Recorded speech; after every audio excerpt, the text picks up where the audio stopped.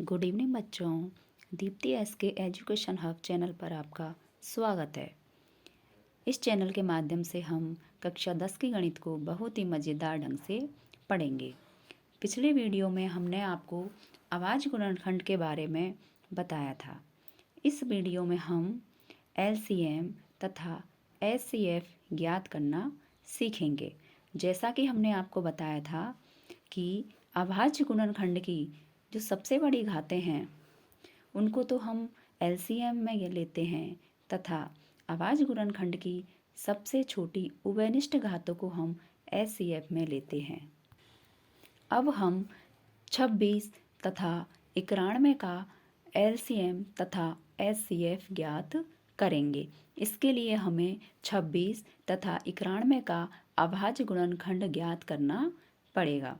26 का अभाज्य गुणनखंड ज्ञात करने के लिए चूंकि 26 का इकाई अंक 6 है, इसलिए यह 2 से पूर्णतः विभाज्य होगा और 26 में 2 का भाग देने पर 13 बार जाएगा और 13 में पुनः 13 का भाग देने पर 1 हमें प्राप्त होगा। इसी प्रकार 91 में जब हम 7 का भाग देंगे तो 13 बार जाएगा तथा फिर हम 13 का भाग देंगे तो वह 1 बार जाएगा। इस प्रकार हमें 26 के अभाज्य गुणनखंड 2 × 13 प्राप्त होंगे। 91 के अभाज्य गुणनखंड 7 × 13 प्राप्त होंगे। जब हम इनका एलसीएम निकालेंगे तो हमें 2 × 7 × 13, चूँकि दोनों में 13 की घात 1 है इसलिए हम 13 को एक बार लेंगे। इस प्रकार हमें 182 प्राप्त होगा। इसी प्रकार जब हम इसका एचसीएफ निकालेंगे तो चूँकि दोनों में 13 जो है उभयनिष्ठ अभाज्य गुणनखंड है, इसलिए इसका एचसीएफ 13 प्राप्त होगा। अब हम 510 और 92 का एलसीएम तथा एचसीएफ ज्ञात करेंगे। 510 में इकाई अंक 0 है, अतः यह 2 से पूर्णतः विभाजित होगा तो हमें 255 प्राप्त होगा। 255 में जब हम तीनों अंकों को जोड़ेंगे 2 + 5 + 5 तो हमें 12 प्राप्त होगा, जो कि 3 से विभाज्य है, इसलिए संख्या 255 भी 3 से पूर्णतः विभाज्य होगी और हमें 85 प्राप्त होगा। 85 5 से विभाज्य होगा तो हमें 17 प्राप्त होगा तथा 17 में 17 का ही भाग जाता है। इस प्रकार 92 में 2 का भाग देने पर 46 प्राप्त होगा, 46 में 2 का भाग देने पर 23 प्राप्त होगा तथा 23 में 23 का भाग देने पर हमें 1 प्राप्त होगा। इस प्रकार हमें 510 का अभाज्य गुणनखंड 2 × 3 × 5 × 17 प्राप्त होगा और 92 का अभाज्य गुणनखंड 2 × 2 × 23 प्राप्त होगा, अर्थात 2 की घात 2 × 23। जब हम इनका एलसीएम निकालेंगे तो दोनों में चूँकि 2 की अधिकतम घात 2 है, इसलिए 2 की अधिकतम घात 2 लेंगे, इंटू 3 लेंगे, इंटू 5 इंटू 17 इंटू 23। इस प्रकार जब हम इन सब का गुणा करेंगे तो हमें 23,460 प्राप्त होगा, अर्थात इन दोनों संख्याओं का एलसीएम हमें प्राप्त होगा।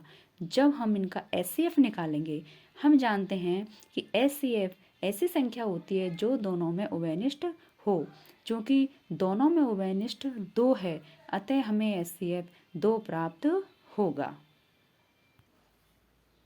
अब हम 336 और 54 का एलसीएम तथा एचसीएफ ज्ञात करेंगे। इसके लिए हमें सबसे पहले इनका अभाज्य गुणनखंड निकालना पड़ेगा।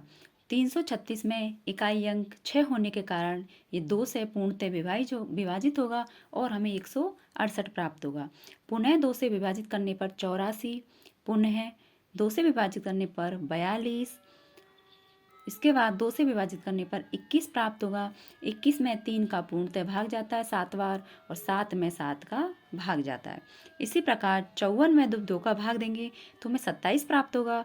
27 में 3 से भाग देने पर 9 प्राप्त होगा। 9 में 3 का भाग देने पर 3 प्राप्त होगा और इस प्रकार 3 में 3 का हम भाग देंगे। हमें 336 का अभाज्य गुणनखंड 2 की घात 4 इंटू 3 इंटू 7 प्राप्त होगा तथा 54 का अभाज्य गुणनखंड 2 इंटू 3 की घात 3 प्राप्त होगा। चूँकि हम इनका एलसीएम निकालेंगे तो दोनों में 2 की अधिकतम घात 4 है, इसलिए 2 की घात 4 लेंगे। 3 की अधिकतम घात 3 है, इसलिए 3 की घात 3 लेंगे। इसके अलावा 7 लेंगे और जब हम इनको गुणा करेंगे तो हमें 3024 प्राप्त होगा।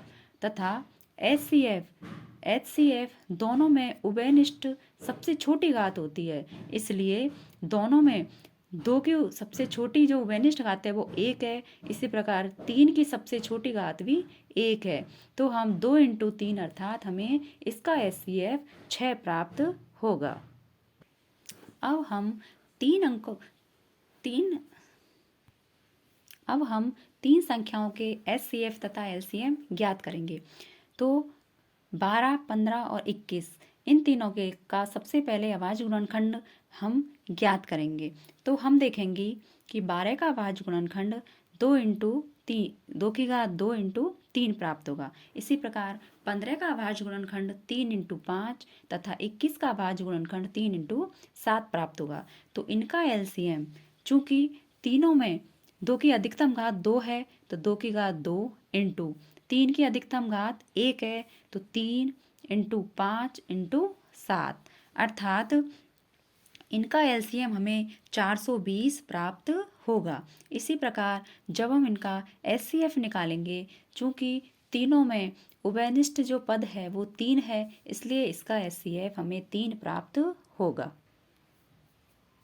17, 23 और 29 चूंकि ये तीनों अभाज्य संख्याएं हैं, इसलिए इन तीनों में स्वयं का ही भाग जाएगा और जब हम इनका LCM निकालेंगे तो 17 × 23 × 29 अर्थात 11,339 प्राप्त होगा।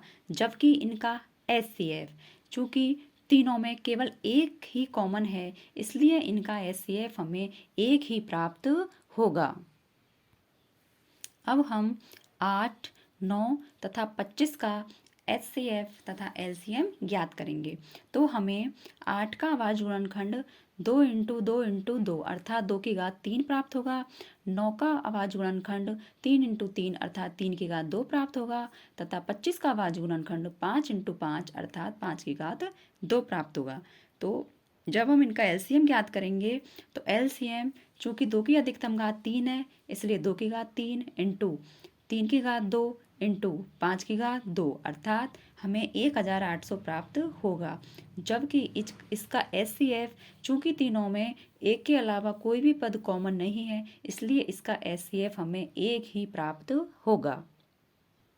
यदि आपको इस प्रश्नावली के कोई भी कन्फ्यूजन हो तो हमें कमेंट्स बॉक्स में कमेंट करें, हमारे चैनल को लाइक करें, शेयर करें तथा सब्सक्राइब करें। मिलते हैं नेक्स्ट वीडियो में।